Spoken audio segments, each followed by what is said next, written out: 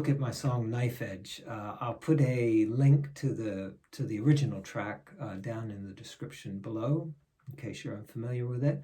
And I'll also put a link to the lyrics and chords, as well as chord diagrams, because the first thing I'm doing is I'm using a standard tuned guitar, but trying to introduce what might be more of an open tuning sound to the chords. And how we do that is we play open strings. We let open strings ring against sort of normal chord shapes.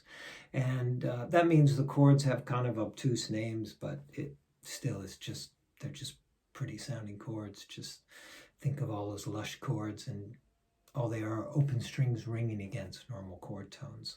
So you can have a look at those chords and familiarize yourself with them. But you can already hear the open E, the open B and the E ringing against chords. It does wonderful things, right? So that's the first bit.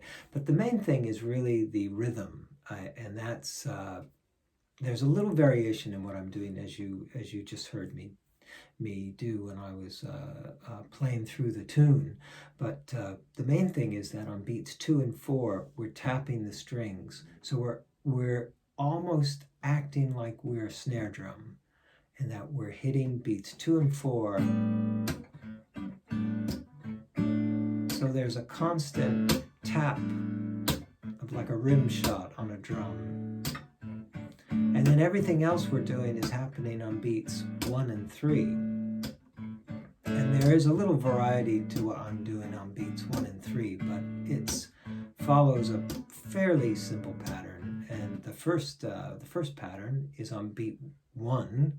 You just pluck all the notes you can grab of that chord all at once. If you can grab 5 notes of that first chord with all 5 of your fingers, you're doing great.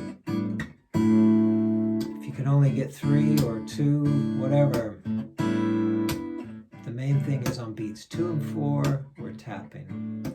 So 1, 2, 3, and 4. 1, 3. And on the third beat, I'm plucking the chord tones twice. 1, 2, 3, and 4. 1, 2, 3, and 4.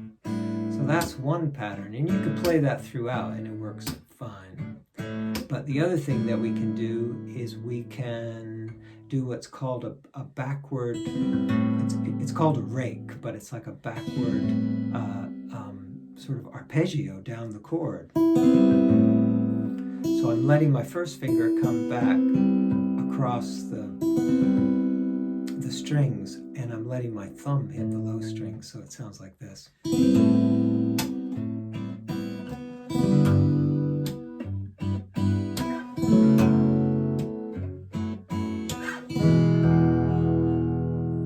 So that gives it kind of an interesting sound. It kind of rolls on itself.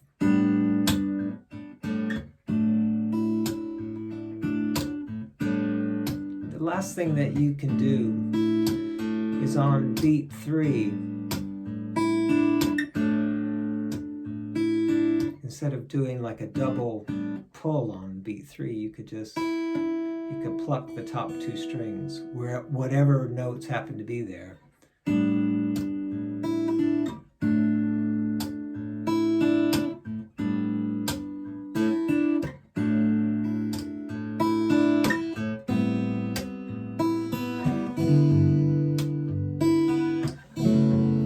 Mix and match.